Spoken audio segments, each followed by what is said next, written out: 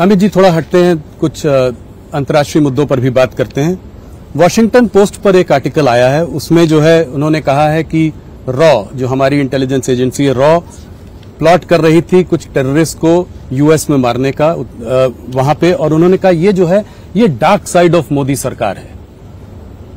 इसका पहले कनाडा में भी आपको पता है। देखिए, इस प्रकार की रिपोर्ट के आधार पर, इतनी गंभीरता से मीडिया के रिपोर्ट के आधार पर नहीं सोचना चाहिए। अगर कोई कॉन्क्रीट आरोप है तो एजेंसियां उसका जवाब देगी। अगर कोई सरकार डिप्लोमेटिक मेथड से हमारे साथ चर्चा करती है तो हम इसका जवाब देंगे।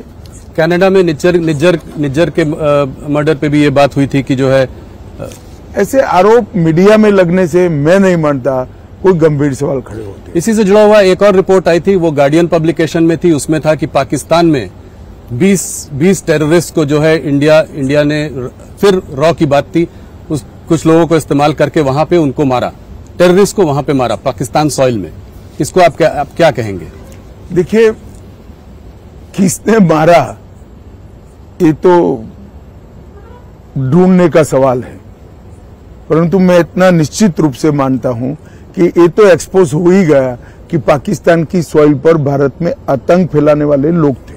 प्रधानमंत्री जी भी कह रहे हैं, आपके काफी वरिष्ठ नेता भी कह रहे हैं कि अब ये भारत वो भारत नहीं रहा जो कि खड़ा होकर साइड से तमाशा देखेगा। ये भारत वो है जो घर में घुस कर मारता है। इस पर आपका क्या विचार है? निश्चित रूप से सर्जिकल स्ट्राइक और एयर स्ट्राइक करने के बाद पूरी दुनिया समझ गई है कि भारत की सीमा और भारत की सेना इसके साथ छेड़खानी नहीं करते, वरना जवाब मिलता है। ये वेस्टर्न प्रेस में पिछले कुछ महीनों से तमाम आर्टिकल आ रहे हैं जो कि भारत में इलेक्टोरल ऑटोक्रेसी, तानाशाही, तमाम तरह की बातें करते हैं। इसको आप कैसे देखते हैं? क्या कोई इसमें, ये इलेक्शन के समय में ये जो बार बार पिछले 3-4 महीनों में आता है, इसमें कोई आप साजिश देखते हैं?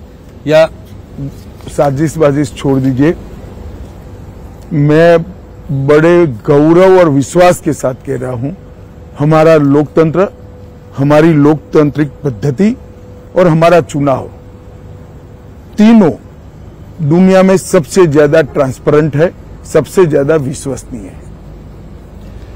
अमित जी, कश्मीर पर एक सवाल, क्या कश्मीर पे बीजेपी कश्मीर में चुनाव लड़ेगी? आपने कहा है कि आप वहां पर आवाम का दिल जीतना चाहते हैं, तो ये सीधा सवाल है, इसका आप क्या जवाब देंगे?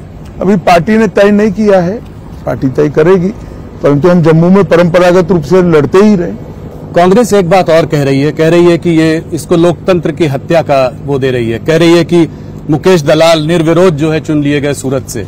अभी इंदौर में भी ऐसा हुआ है। देखिए, इस देश में 30